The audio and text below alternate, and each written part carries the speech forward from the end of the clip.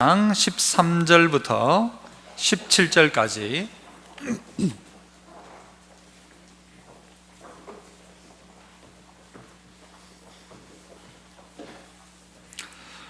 로마서 1장 13절로 17절, 제가 13절 먼저 읽습니다. 형제들아, 내가 여러 번 너희에게 가고자 한 것을 너희가 모르기를 원하지 아니하노니 이는 너희 중에서도 다른 이방인 중에서와 같이 열매를 맺게 하려 함이로되 지금까지 길이 막혔도다.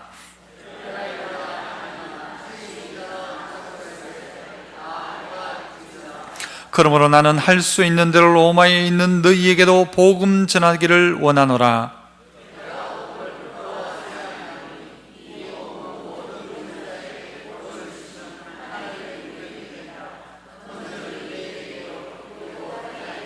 같이요. 복음에는 하나님의 의가 나타나서 믿음으로 믿음에 이르게 하나니 기록된 바 오직 의인은 믿음으로 말미암아 살리라 함과 같으니라.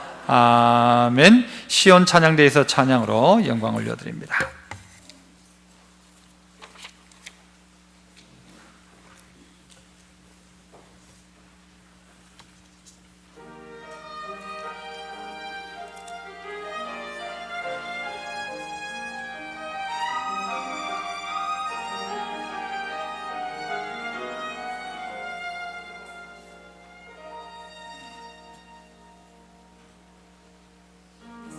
이번 저였는지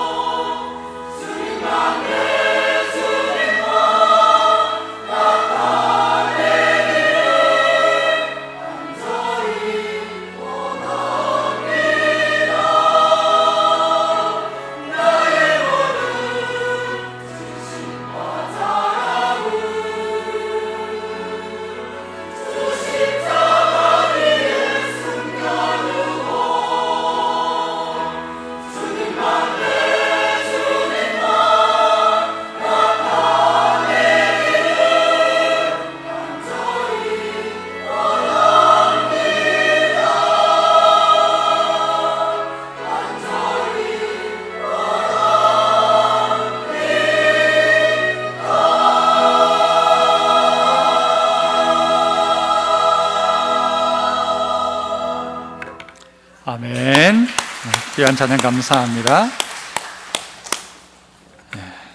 오늘 찬양처럼 이제 정말 돌아와 또 회개하고 하나님 앞에 서는 그런 성찬식 또한 되었으면 좋겠습니다. 오늘 저는 사랑의 빚진 자라는 제목으로 말씀을 나누고자 하는데요, 최근에 많은 교회들의 모습 가운데서 이런 사설이 실린 것을 봤습니다. 빛내는 교회, 빛내는 교회. 여러분 제 말에 이걸 아시죠? 빛내서 뭔가 하는 교회, 그리고 정말 빛을 내는 교회. 지금 이 시대의 교회들이 빚을 내는 교회가 되고 있습니다. 빛을 내야 되는데 그 빚을 내가지고 최근에 교회 관계된 그 전 국가의 부채가, 그러니까 우리나라 안에 있는 금융권 안에 교회들이 낸 부채가 한 10조 가까이 된답니다. 1금융, 2금융, 3금융 다 합하면 그 10조 원가량이 되고 1년에 교회들이 은행에 이자로 내는 돈만 해도 한 5천억 가량이 된다는 식으로 이야기를 합니다. 교회가 빛을 내는 교회가 되어 있는데 빚을 내는 교회가 되어져 가고 있습니다. 우리나라 사람들 국가 부채가 1117조라고 합니다. 1117조. 여러분 감이 안 오죠? 여러분은 뭐 한 100만 원 넘어서면 막 감이 안 오죠? 1117조인데 1인당 애가 응애하고 태어나는 순간 걔는 1인당 960만 원을 안고 태어납니다. 태어나면서부터 우유 한 모금 빨지 않아도 960만 원 태어나자 빚지고 사는 겁니다. 나라 부채가 그렇고요. 개인 부채가 2010년도 기준으로 1754만 원이랍니다. 1인당 부채가 1754만 원, 소득이 2192만 원인데 1754만 원을 빚주고 있으니까 부채율이 약 80% 가까이 된다고 합니다. 그러니까 100만 원 벌면 80만 원은 빚주고 있다는 거죠. 이 나라가 빚지는 시대입니다. 빚을 내고 빌려주고 그리고는 이자 받고. 얼마 전에 제가 광고도 했습니다만 교회 안에서도 돈을 서로 빌려주고 안 빌려줄 수 없으니까 빌려주고, 빌려줬다가 마음 상처 입고 그럴 줄 몰랐다고 이야기하고. 여러분 사람이 그럴 수도 있지만 돈이 그럴 수도 있는 것입니다. 교회 안에서는 돈 거래 하라 말라? 말라. 옆 사람 보고 돈 빌려달라 하지 마십시오 라고 말해 보십시오. 절대 돈 빌려주지 마십시오. 교회 안에서는 돈 거래하는 거 아닙니다. 그렇게 가르치죠. 돈 거래하는 사람은 어떻게 하라고 하죠? 줄 마음으로 줘라는 거예요. 빌려주고 떼어도 된다고 생각하면 빌려줘라. 하지만 돈 빌려주지 말라고 하죠. 그런데 성경은 빚질 게 하나가 있답니다. 딴 건 전부 빚지지 마라. 그러나 한 가지는 빚져도 괜찮다. 무슨 빚? 사랑의 빚. 사랑의 빚진 자. 우리는 사랑의 빚을 지고 사랑의 빚을 졌다는 이 마음을 가지고 살아가야 되는데 이건 다 잊어먹고 누구에게 돈 빌려가지고 하다가, 여러분 또 이런 이야기도 해요. 저도 그런 이야기 예전에 한번 한 적이 있는데 돈 이자 갚다가 보면 예수님 오신다 그래요. 이거 아주 잘못된 생각이죠. 물론 예수님 오실 수 있겠지만 남 돈 빌려가지고 쓰다가 예수님 오시면 안 갚아도 된다는 이 심보는요 아주 마귀 심보입니다. 이거는 그렇지 않습니까? 바울은 자기 스스로를 향하여 뭐라고 이야기했는가 하면 나는 빚진 자다 그랬습니다. 나는 빚진 자다. 로마서 13장 8절에 피차 사랑의 비례에는 아무에게든지 아무 빚도 지지 마라. 남을 사랑하는 자는 율법을 다 이루었다. 빚지지 마라. 빚지지 마라. 사랑의 빚만 져라. 그래 사랑해줘라. 사랑을 주고 난 다음에 이 돈을 이게 사랑을 다시 받아야 안 받아요? 못 받아도 상관하지 말라는 거예요. 빚 빌려주고 못 받아도 괜찮은 거예요. 빚 주지도 말고 얻지도 말고 내 사랑만큼에 있어서는 사랑의 빚 외에는 다른 빚 지지 말고 사랑의 빚은 져라. 사랑은 빌려줘라. 남 줘도 된다. 못 받아도 상관없다. 주는 사람이 복된 거니까요. 오늘 이 로마서 1장 13절부터 17절까지는요 이 바울이 로마서를 쓰게 된 동기, 그 목적이 고스란히 드러나고 있어요. 그러면서 그는 처음으로 하는 말이 뭔가 하면 나는 빚진 자다라고 이야기합니다. 나는 빚진 자다. 그렇다면 첫 번째로 이 바울이 도대체 무슨 빚을 졌냐는 겁니다. 바울이 무슨 빚을 졌습니까? 바울이 졌던 빚을 한마디로 말하면 사랑의 빚이겠죠. 그 빚을 누구에게 진 것입니까? 하나님의 사랑이 깨달아지니까 이게 빚진 거라는 걸 깨닫기 시작하는 거예요. 믿고 나니까 내가 이 믿도록 되어진 과정 속에 역사한 많은 사람들에게 빚진 걸 깨닫기 시작하는 거예요. 내가 예수 믿기 전에 구박하고 박해하고 죽였던 사람, 특별히 스데반, 죽어가면서도 이 죄를 저들에게 돌리지 말라고 했던 그 스데반, 그로 말미암아 이 바울이 바울된 것 아닙니까? 그 사람들에게 빚진 거예요. 스데반을 생각해도 빚졌고, 바울이 죽였던 수많은 그리스도인 생각하니까 마음에 너무 큰 빚이 있는 거예요. 그 빚과 함께 똑같이 또 무슨 빚요? 하나님을 생각하니까 받은 은혜가 너무 큰 거예요. 너무 큰 거예요. 그래서 나는 빚진 자다. 이전에 나는 비방자요, 박해자요, 핍박자였는데, 그러나 하나님의 은혜로 말미암아 내가 오늘 나의 나된 것 생각하니까 순전히 나는 빚진 자다. 오늘 나는 빚진 자다. 여러분 개개인을 생각해도요, 오늘 이 자리에 있다는 것은 부모님한테 빚졌어요. 그래서 여러분의 부모님은요, 나이가 좀 들어가면요, 여러분에게 어머니가 뭐 다 빼줘가지고 뼈다귀가요, 뼈가 구멍이 숭숭숭숭 났어요. 뭐라고요 이걸 가지고? 골다공증. 누구 때문에? 자식한테 다 주고 나니까 이 뼈가요, 이 영양분이 없어서 툭툭 부러지는 거예요. 다 물려받은 것 아닙니까? 그런데도 불구하고 이걸 모르고 살아가요. 하나님의 은혜가 있음에도 불구하고 그걸 모르고 도리어 의도적으로 잊어버리고 살아가는 거예요. 그런데 바울은 은혜 받고 나니까 깨달아지는 게 뭔가 하면 나는 빚진 자다. 나는 빚진 자다. 목사로 제가 여기 서 있지만요, 저는 성도들에게 빚진 자입니다. 여러분은요, 옆에 있는 사람에게, 우리 모두에게 서로 빚진 자입니다. 아, 나는 빚진 자다. 은혜 받고 나니까 이게 막 감사가 되기 시작합니다. 아, 내가 빚졌다는 게 깨달아지기 시작하는 거예요. 그래서 감사가 되는 거예요. 목사인 저는 성도들이 감사하고, 여러분들은 또한요, 똑같죠. 반대로 너무 감사한 거죠. 이런 만남이 감사하고, 이런 몸된 교회 가운데 섬기는 게 감사하고, 감사하다. 어디서 나오는 거예요? 내가 빚졌다는 사실을 알고 있는 거예요. 예수님 앞에도 우리는 얼마나 많은 빚을 졌습니까?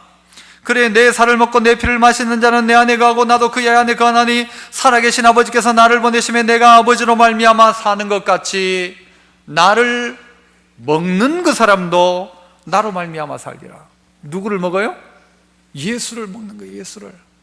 예수의 살과 피를 먹고 마시는 것, 예수를 먹는 자는, 나를 먹는 자는, 그 사람은 나로 말미암아 살 것이다.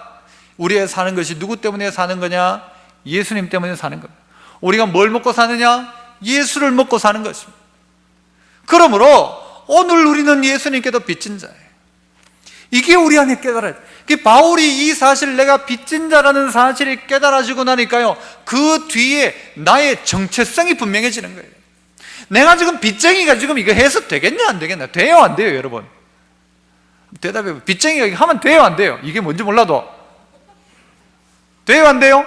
빚쟁이는 그거 못해요. 빚지고 있는데 어떻게 그걸 해요? 온갖 빚 다 끌어모아가지고는요, 빚쟁이가 막 얼마나 호사스럽게 사는지, 빚져놓고는 빚 내는 것도 능력이다 그러면서 빚쟁이는 그렇게 못해요. 오늘 바울은 자기가 빚졌다는 사실을 아는 거예요. 그러니까 자기의 삶 가운데 내가 누군지를 아니까, 빚쟁이라는 사실을 아니까 내가 뭘 해야 될지를 아는 거죠. 사랑에 빚져 있습니다. 복음에 빚져 있습니다.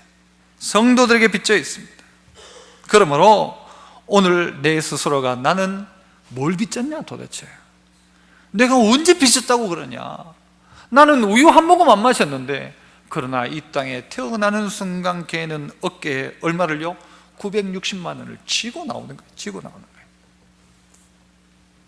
오늘 우리 모두도 예수 믿는다면 오늘 이 자리에 앉아 있다는 것 이 자체만 해도 우리는 하나님 앞에 빚진 자입니다. 지난 주간에, 아니 지난달 가운데, 올 한 해 동안에 나의 삶 가운데 내 죄를 하나님이 죄로 갚으셨다면, 벌로 갚으셨다면 오늘 이 자리에 있을 수 없는데, 그것만 해도 우리는 빚진 자라는 것입니다. 그래서 바울은 나는 비방자요, 박해자요, 폭행자였다. 그러나 하나님이 하나님의 원수된 나를 불러주셔서 하나님 자녀 삼아주신 것, 하나님의 빚진 자다. 그래서 바울은 나는 빚진 자다, 그렇게 이야기하죠. 더 나아가서 두 번째는요, 빚을 갚을 대상은 과연 누구입니까? 우리는 빚을 누구에게 갚아야 합니까? 14절에 보니까요, 헬라인이나 야만인이나 지혜 있는 자나 어리석은 자에게 다 내가 빚진 자라 그래요.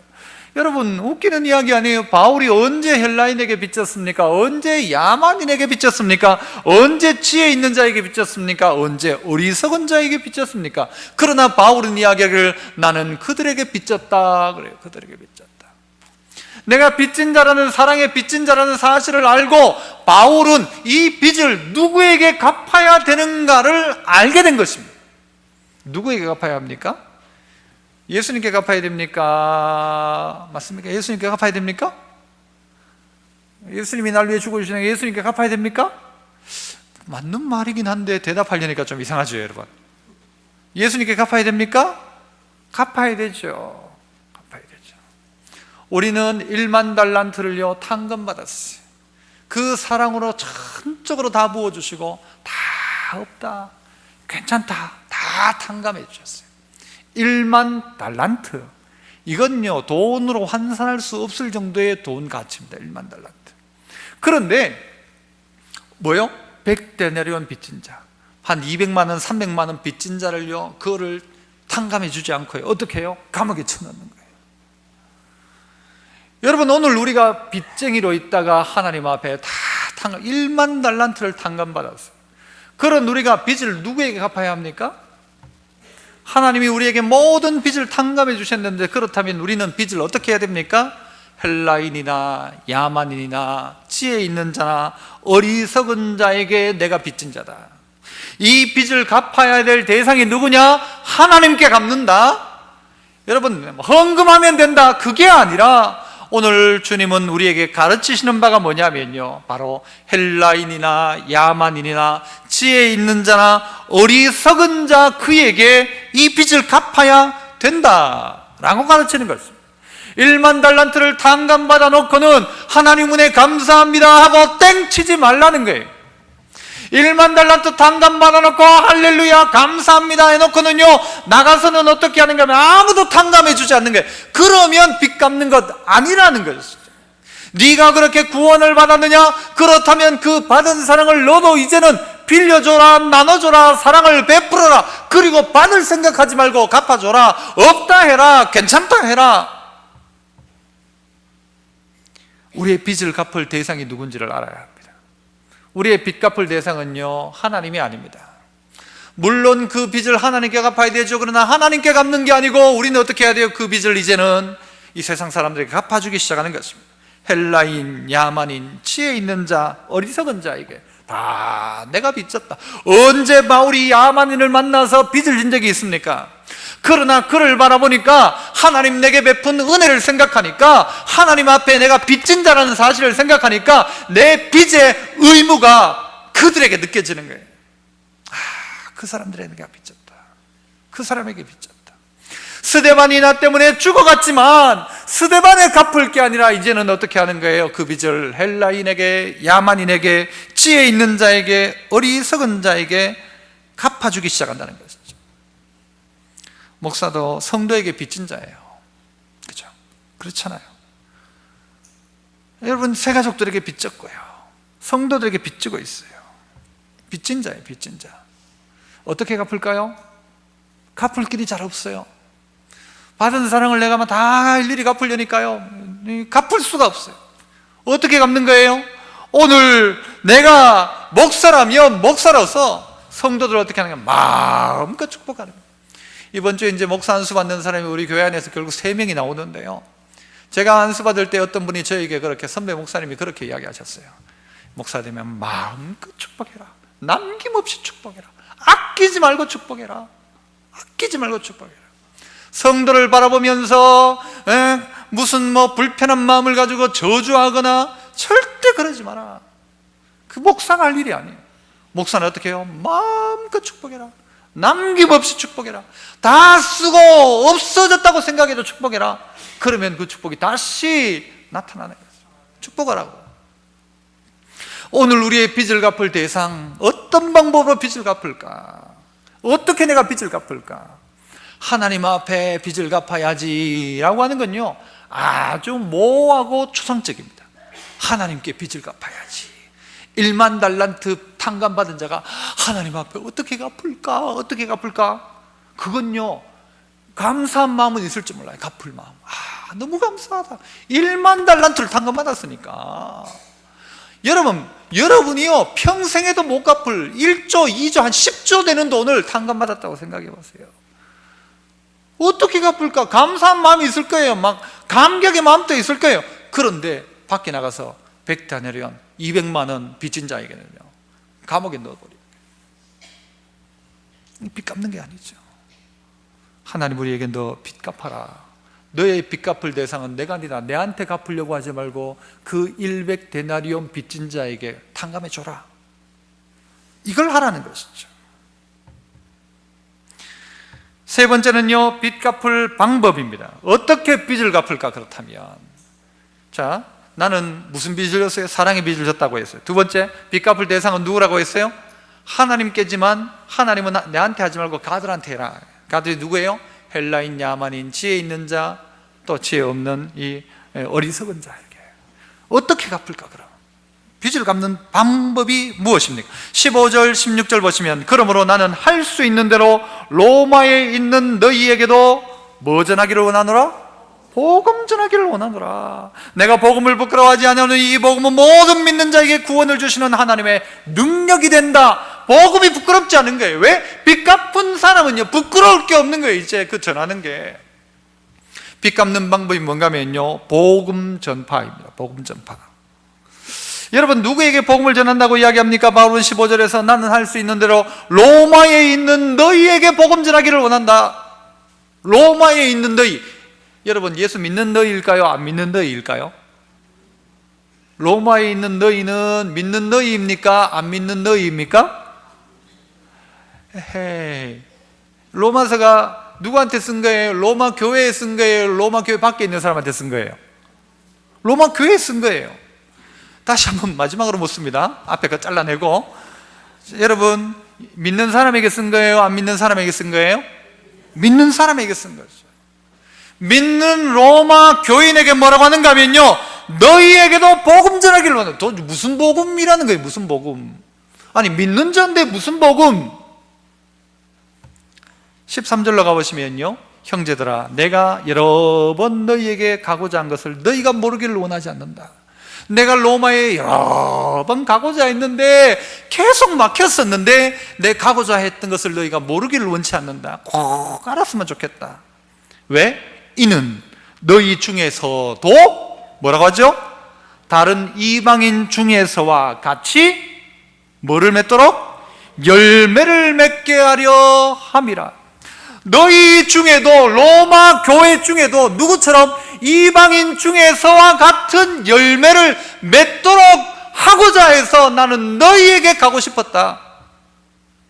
아니, 교회 다니는데 이방인에게 나타난 열매가 교회 안에 나타나지 않더라는 거죠. 그런 것 아닙니까? 내가 가고자 하는 이유가 뭐냐? 너희들이 예수를 모르는 게 아니라 알고 있다 하지만 그럼에도 불구하고 너희에게는 이방인에게 나타난 열매가 나타나지 않고 있다는 것이죠. 그래서 나는 너희에게 가서 복음을 전하기를 원한다. 이래서 나는 너희에게 가고 싶다라고 하는 것이죠.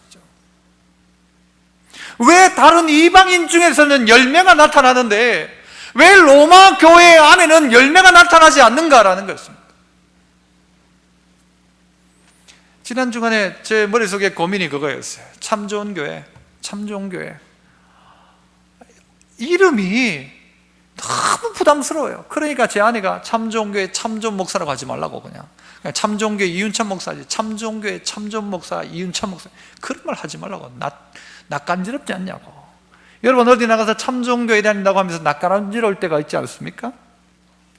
엄청 부담스러워요. 이거 참 좋은 교회. 여러분, 안 그렇습니까? 여러분, 우리 교회 안에요, 좋은 성도들 정말 많아요. 내가 봤을 때 목사가 존경할 만한 성도들이 있어요, 우리 교회 안에. 그렇지만 또 아닌 사람도 있어요. 불완전하다고요, 교회는. 그거 인정하죠. 참 좋은 교회 다니는 성도가 참 좋은 성도 아니면 교회를 바꾸든가 아니면 교회 이름을 덜 좋은 교회로 바꾸든가. 로마 교회가 예수 믿는 교회라고 하는데 이방인 중에도 바울이 전도하니까 이거 이방인들이 예수 믿고 막 바뀌기 시작하는 거예요. 빌립보가 바뀌기 시작하고 데살로니가가 바뀌기 시작하는데 로마 교회는 그대로 있더라는 거예요. 왜? 그들은 아직도 사랑의 빚진 자라는 생각을 하지 않고 있는 거예요. 어떻게 빚을 갚을까? 이 빚을 갚을까 생각해 보니까요, 바울이 할 수 있는 건 뭔가 하면 나는 빚진 자다. 그래서 나 할 수만 있으면 너희에게 가고자 하기를 원했다. 왜? 너희도 이방인에게 나타난 열매 같은 그 열매가 나타났으면 좋겠어서 그래서 나는 너희에게 복음 전하고 싶다. 너희 형식적으로 믿는 믿음 위에 진짜 복음이 전달되면 열매 맺는다는 거죠. 열매 맺는다. 그래서 너희에게 복음 전하기를 원한다. 아니, 교회 다니는 사람 보고 예수 믿으라고 하는 거예요. 예수 믿으라. 말이 됩니까? 안 됩니까? 말이 되죠. 교회 잘 다니고 있는 여러분을 향하여서 예수 믿으라고 이야기해요. 여기 하나가 더 붙죠. 앞부분에. 예수 어떻게 믿으라? 잘은 뭐 그냥 잘하는 사람이고, 어떻게 좀 나쁘게 좀 세게 말하면 똑바로 믿어라. 예수 똑바로 믿어라. 바울이 오늘 그 이야기를 하고, 그에게 복음이 전달되어지면요, 그 교회도 어디와 같이? 이방인에게서와 같이 열매 맺을 수 있다는 거예요. 그런데 그 복음의 역사가 그 안에 없는 거예요. 왜 그렇다면 이 로마 교회는 그 안에 그런 복음의 역사가 없었을까? 그것은요, 이 D.L. 무디의 이야기 속에서 그 해답을 찾을 수 있습니다. 무디는 이렇게 이야기했습니다. 그리스도인이라는 증거가 뭐냐? 교회 다니면 그냥 교인이고, 그리스도인이라는 증거는 뭐냐? 나는 전도하지 않는 사람을 그리스도인이라고 생각할 수 없으며 복음을 전하지 않는 사람의 근본적인 신앙을 의심한다. 만약 전도하지 않는다면 그런 사람이 어찌 신앙인이라고 할 수 있겠는가? 우리에게 엄청 부담스러운 이야기예요. 예수 잘 믿으세요 하면 될 텐데 전도하세요 하면 이게 똑같은 말이거든요, 사실. 그런데 이거 엄청 부담스럽게 바꾸면 이런 거예요. 그리스도인이라는 증거가 무엇인가? 나는 전도하지 않는 목사를 그리스도인이라고 생각하지 않는다.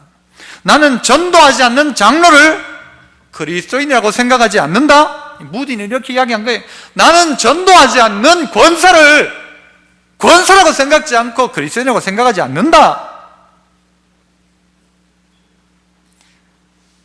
전도하지 않는 집사가 집사냐? 전도하지 않는 성도가 성도라고 할 수 있겠냐라고 하는 것.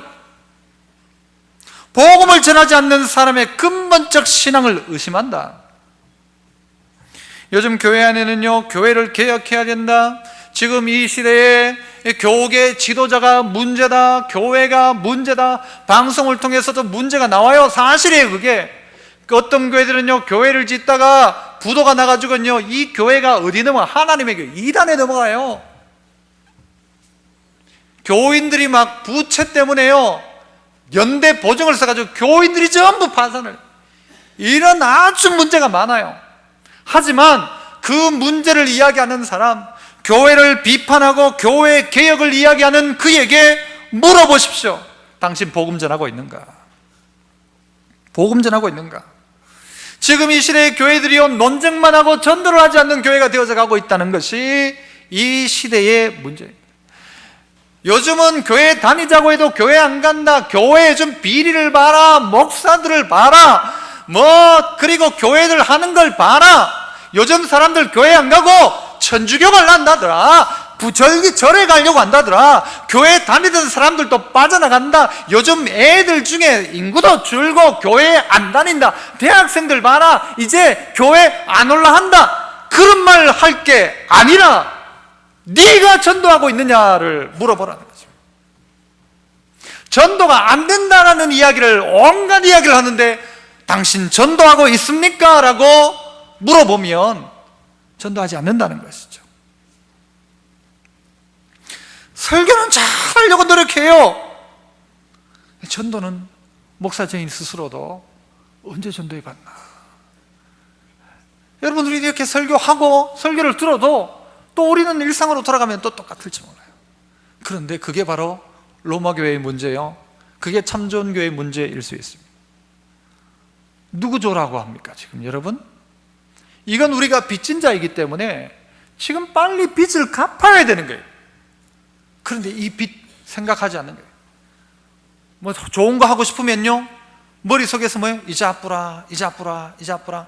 돈 빌린 건 이자 뿌라, 빚 지고 있는 건 이자 뿌라. 이거 필요하면 사라.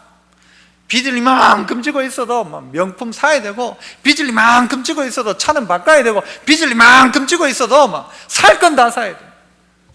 마땅하냐? 아니죠.